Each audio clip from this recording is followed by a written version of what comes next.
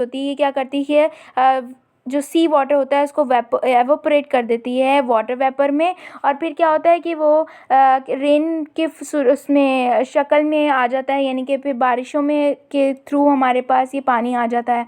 Rain water carried back to the sea by rivers, वही फिर rain water जो है वो वापस सी वाटर में आ जाता है।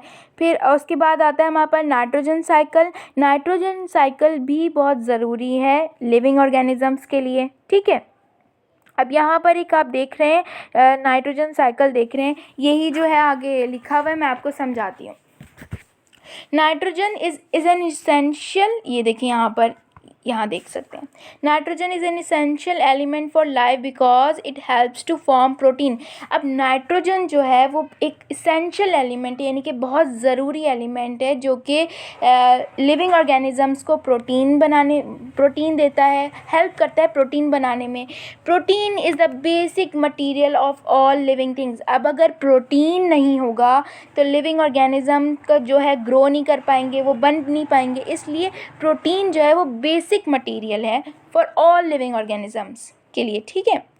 The circulation of nitrogen compounds in the environment is called. अब जो नाइट्रोजन की सर्कुलेशन होती है यानी कि नाइट्रोजन कंपाउंड की जो सर्कुलेशन होती है इन्वायरमेंट में, वो नाइट्रोजन साइकिल कहलाती है, ठीक है। अब इस तरह यही होता है कि जैसे कि अब किसी प्लांट को किसी ऑर्गेनिज्म ने खाया, फिर उसको जो है वो दूसरे ऑर्गेनिज्म ने खाया। अगर हम इसको लाइन वाइज देखें तो देख सकते हैं कि प्लांट जो है वो हमारे पास एक प्रोड्यूसर है, ठीक है। अब बीच में आया हर्बीवोर्स यानी कि वो एनिमल जो प्लांट को खाएगा, और फिर हर्बीवोर को खाएगा कार्निवोर।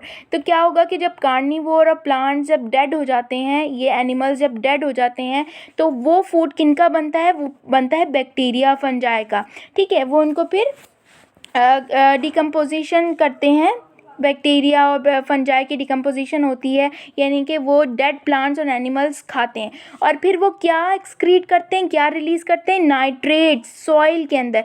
वो नाइट्रेट क्या होती है, फिर ब्रेकडाउन होती है, फिर उनमें ब्रेकडाउन होती है, और फिर वो ऑक्सीजन रिलीज़ करते हैं और नाइट्रोजन एयर के अंदर, ठीक है। तो ये आ गया हमारे पास नाइट्रोजन साइकिल। ये नाइट्रोजन साइकिल जो है फिर बैक्टीरिया कर रहे होते हैं, यानी कि इनको जो नाइट्रोजन साइकिल को जो बना रहे होते हैं, यानी कि बैक्टीरिया की ही मदद से फिर ये रिलीज़ हो रहा होता है ऑक्सीजन और नाइट्रोजन एयर के अंदर, ठीक है।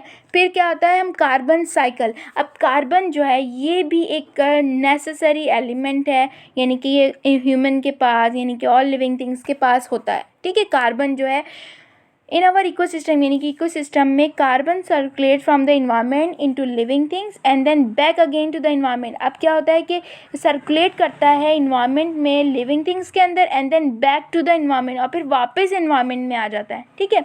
इसको कहते हैं कार्बन साइकिल। कार्बन साइकिल जो है वो रिलीज होता है एटमॉस्फेयर में by the burning of coal, oil and gas. इन सब चीज़ों से ये एटमॉस्फेयर रिलीज होता है, and also by the respiration of plants